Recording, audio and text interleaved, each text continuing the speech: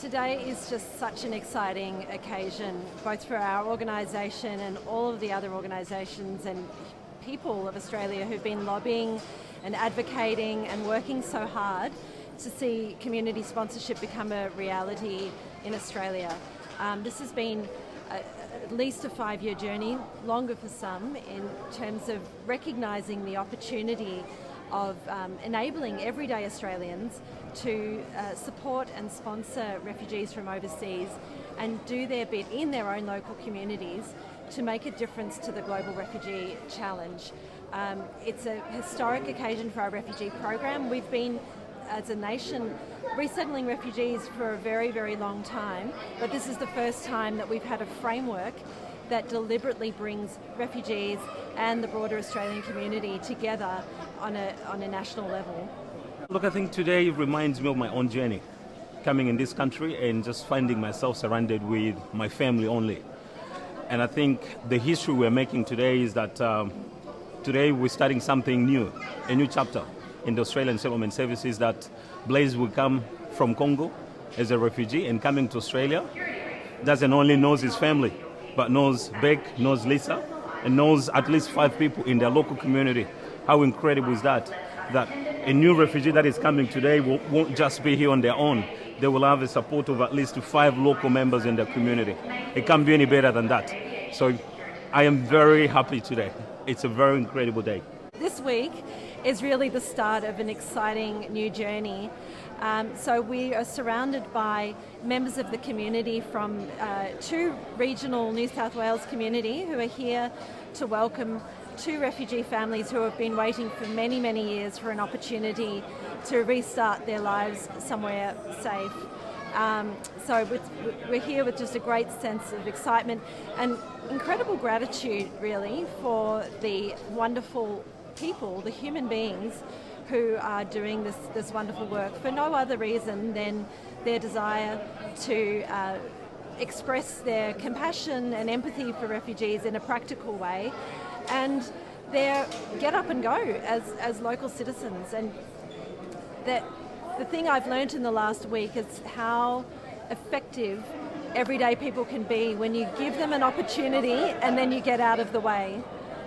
We've heard about one of these groups having already lined up 4 job opportunities for one family before the family's even arrived here.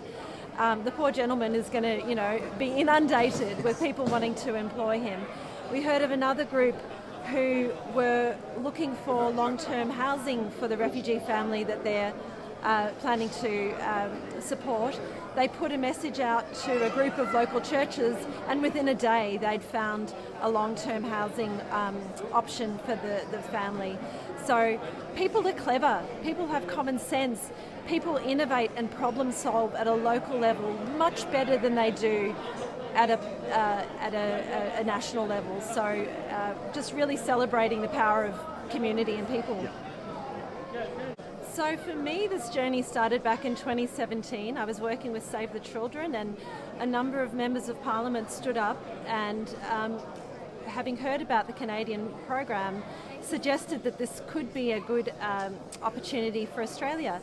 And I'd been working on refugee issues for a long time at that point, and I thought, this is really interesting. I think this is something that could not only change individual lives, but could also change us as a nation.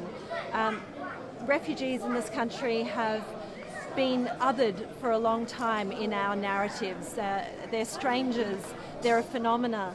And this program enables everyday Australians to get to know refugees just as ordinary people, just like anyone else.